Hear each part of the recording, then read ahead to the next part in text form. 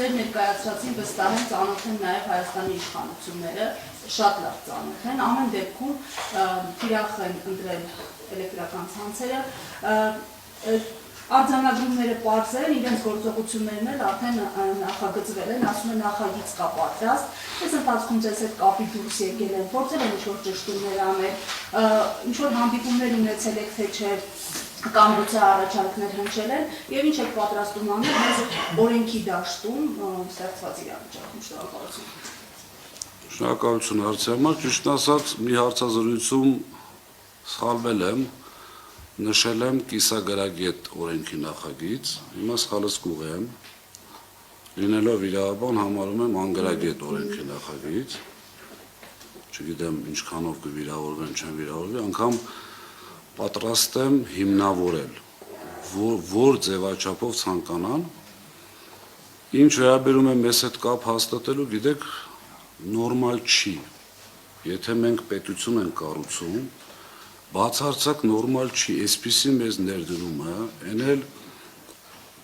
մի պա մոռանանք անձին, բայց անձին մոռանալ ցավոք սրտի չի ստացվում, ոչ թե ցավոք սրտի, նաև ուրախություն, դա անձ է, որը չգիտեմ, երևի թե վատ բան ասելն է դժվար այդ մարդու մասին, բոլոր տեսակի հնարավոր միջոցներով, այսպես ես անձամբ շփվելով իր հետ, բացարձակ, եթե խոսքը գնացել է պետության, բարեգործության վերաբերյալ, անգամ թիվ չի հարցրել, բայց նորմալ չի, երբ որ այսպիսի գործընթաց է նախաձեռնվում և այն ընկերությունը, որին փորձում են պետականացնել, խլել, ոնց ուզում եք այդ անունը դրեք, յուրաքանչյուր բառ այդտեղ տեղին է, որևիցե ձևով, լավ, առանց փաստաթղթային, ինչ-որ զանգով, եկեք, քննարկենք, հասկանանք, միգուցե չէ, մենք էլ ունենք թերություններ, մենք էլ ունենք խնդիրներ, անսխալական ոչ մարդ կա, ոչ կազմակերպություն կա աշխարհում, բացի Հիսուս Քրիստոսից, չի եղել այդպիսի բան, այստեղ է, այստեղ պրոբլեմը հենց այստեղ է, ինչի չեն այդ մարդիկ կամ այդ մեր իշխանությունները ցանկանում դա քննարկել։ Իմ անձնական կարծիքը ասեմ, որովհետև նախ վախենում եմ, որ այդ քննարկումների արդյունքում իրենք սխալ դուրս կգան,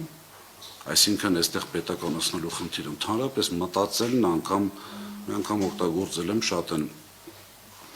չգիտեմ, ասում են մի օգտագործի, բայց եւս մեկ անգամ կօգտագործեմ, այստեղ խելագարության կանխավարկածի խնդիր կա։ Ինձ հարց տվեց լրագրողը, ասում է, դուք կանխատեսում եք, որ հնարավոր է այսպիսի գործընթաց, ասում ենք չենք պատրաստվում խելագարության կանխավարկածով առաջնորդվել։ Հիմա չի եղել, ձեր հարցին այսպես մի քիչ երկար ստացվեց պատասխանը, որևիցե ձևով չի եղել։ Իսկ ինչ եք պատրաստում անել օրենքի շրջանում եք հասնել։ Չնայած որ մեր դեմ պայքար է տարվում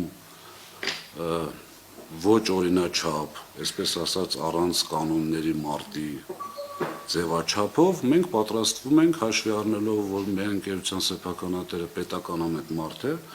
մենք պատրաստվում ենք բոլոր իրավական ճանապարհներով պայքարել այս գործընթացի դեմ։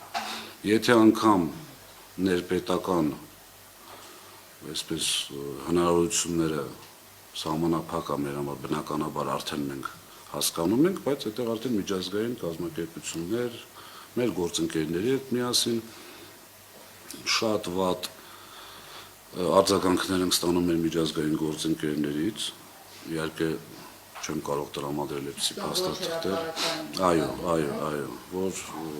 զարմացած են շատ, ապշած են։ Օրինակ ստանում եք։ Ինչ առաջարկներ։ Լավ, երբ որ հարցին հասնի, հաղթա որ պահպանեք։ Բոլոր իրավական ճանապարհներով ունենք ուժեղ իրավաբանական թիմ, մենք ճիշտ ենք, իսկ ճիշտ լինելը դա մարդուն ուժեղացնում է մի քանի անգամ։ Հաջորդը մի քանի անգամ նաև նշվում էր, որ ընկերության մինորիտար բաժնետերը Կարապետյանների ընտանիքին պարտանող, բայց Կիպրոսում գրանցված ընկերություն է։ Այստեղ կա ինչ-որ պայմանագրային որևէ կետ, որևէ պայմանագրում կամ որևէ նման իրավական փաստաթղթում, որ կառավարության հետ նման իրավական վեճերի դեպքում, որ միջազգայնացանում, ասենք Լոնդոնի արբիտրաժային դատարանում կամ այլ նմանատիպ արձանում, որտեղ պիտի նման հարցերը քննարկվեն։ Ուրեմն պայքարի ռազմավարության շահերի ձելնելով թույլ տվեք ես դա չասեմ ձեզ, ունենք, ամեն ինչ ունենք, գիտենք որտեղ, գիտենք ինչ ձևաչափով, ընդհանուր բանակցություններ են տարվում, ամեն ինչ կա, ամեն ինչ պատրաստ է, այնպես չի որ մենք սենց հանգիստ նստած, այո։ Մեր համար գործընթացը սկսված է, անկեղծ ասած, Կարապետյանի ապօրինի ձերբակալումից, հետո կալանավորումից սկսած, որովհետև հասկանում ենք ինչ է կատարվում, բայց ներողություն եմ խնդրում ձեզանից, թույլ տվեք այդ ռազմավարության, այսինքն ինչ ճանապարհով, ինչ ատյանում, բայց հավատացած եղեք շատ լուրջ